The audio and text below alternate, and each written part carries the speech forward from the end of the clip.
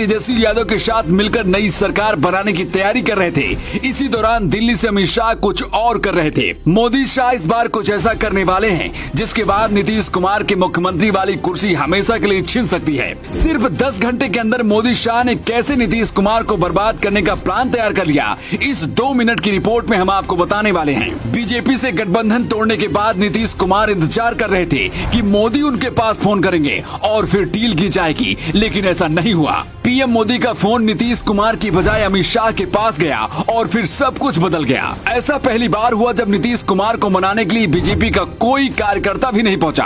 नीतीश कुमार का इतिहास बताता है कि अपने राजनीतिक फायदे के लिए पलटू राम साबित हुए हैं। कभी बीजेपी तो कभी लालू की पार्टी के साथ गठबंधन किया। 2013 में कहा था बीजेपी के साथ कभी गठबंधन नहीं करूंगा, लेकिन अपने फायदे के लिए 2017 में बीजेपी से गठबंधन किया। लालू यादव ने तब नीतीश को हर 2 साल में केचुली बदलने वाला शाप कहा था और एक बार फिर से साबित भी हो गया। 2014 में जब मोदी पहली बार प्रधानमंत्री बने थे, उसके पहले ही नीतीश कुमार ने बगावत कर दी थी। खुलेआम खुद को प्रधानमंत्री का दावेदार बता दिया था, लेकिन प्रधानमंत्री मोदी बन गए और नीतीश कुमार के अरमानों में पानी फिर गया। नीतीश कुमार पहली बार 2002 में मुख्यमंत्री बने थे और पीएम मोदी 2001 में गुजरात के मुख्यमंत्री बने थे। इसीलिए मोदी को नीतीश कुमार हमेशा अपने आप से छोटा समझते हैं। मोदी भी इस बात को समझ चुके हैं, इसीलिए अब समझाना भी नहीं चाहते हैं, बल्कि नीतीश को अब सबक सिखाना चाहते हैं। बीजेपी को इस बात का शक हो गया था कि नीतीश कुमार कुछ ऐसा कर सकते हैं, इसीलिए दिल्ली में निपटाने के लिए प्लान भी तैयार हो रहा था। नीतीश की इस धोखेबाजी का फायदा उठाने के लिए बीजेपी ने बिहार में अपना चक्रव्यूह तैयार कर लिया है।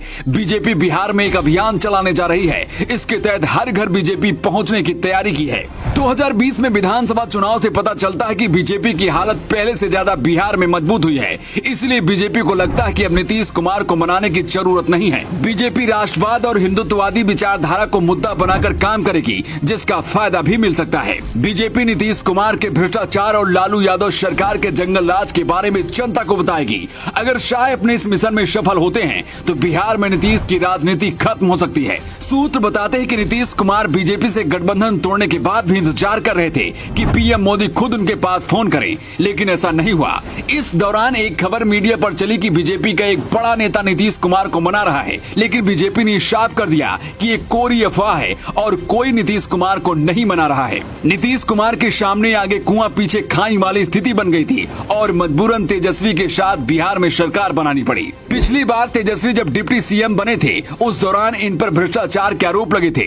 तब बिहार में खूब बवाल भी हुआ था। अब एक बार फिर से तेजस्वी यादव बिहार के डिप्टी सीएम बन चुके हैं। बिहार के कुछ वरिष्ठ पत्रकार